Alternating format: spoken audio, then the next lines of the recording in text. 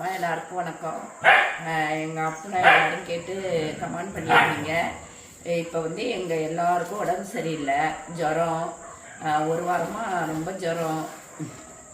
அரிசி மூட்டையும் வந்துருச்சு.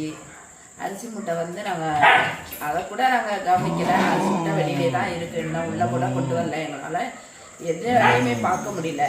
வீட்டில் எல்லாருக்குமே ஜுரம். நல்லா இருக்கான், எல்லாருமே நல்லா இருக்காங்க, பிள்ளைங்க எல்லாருமே. நாங்கள் தான் ஜுரத்தில் ரொம்ப முடியாமல் படுத்த படுக்கையில் கிடந்து இப்போ பரவாயில்ல. ஒரு தற்சமயத்துக்கு ஒரு ஒரு அக்காவை வர சொல்லி சமைக்கிறதுக்கு வேலை பார்க்கறதுக்கு வர சொல்லியிருக்கோம். எங்களால் ரொம்ப வேலை பார்க்க முடியலன்னு அவங்க கொஞ்சம் நாளைக்கு இருந்து பார்த்துட்டு போயிடுவாங்க. ரொம்ப நாளைக்கெல்லாம் இருக்க முடியாது, தற்சமயத்துக்கு வந்திருக்காங்க. அப்போ நல்லா தான் இருக்கான். அப்போ நல்லா தான் இருக்குன்னு சொல்லுப்பா. சரிடி அம்மா, அம்மா அதட்ட மாட்டோம்டி. நீங்கள் எல்லாரும் நல்லா இருக்கீங்களா? நாங்கள் ரொம்ப நாளாக வீடியோ போடலை, ஒரு வாரமாக. அதனால் ஒன்றும் தப்பாக எடுத்துக்க வேணாம். நாங்கள் வீடியோ இன்னுமே போட்டுருவோம் கண்டிப்பாக.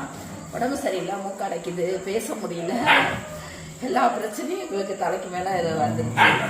அதனால் இப்போ பரவாயில்ல, நல்லா இருக்கும்.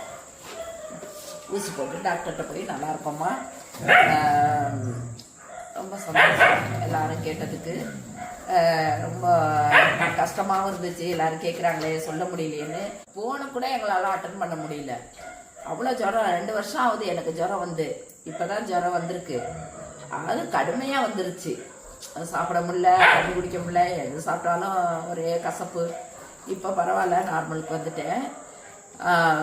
அதனால் நாங்கள் ஃபோன் அட்டன் பண்ண முடியல, வீடியோ எடுக்க முடியல. பிள்ளைங்களுக்கு சாப்பாடு வைக்க ஒரு அக்கா வந்துட்டாங்க, அவங்க பார்த்துக்கிட்டாங்க, சமைச்சு கொடுத்தாங்க. நாங்கள் பையன் சாப்பாடு வச்சோம். அவ்வளோதான், வேறு ஒன்றும் இல்லை, அவ்வளோதான்.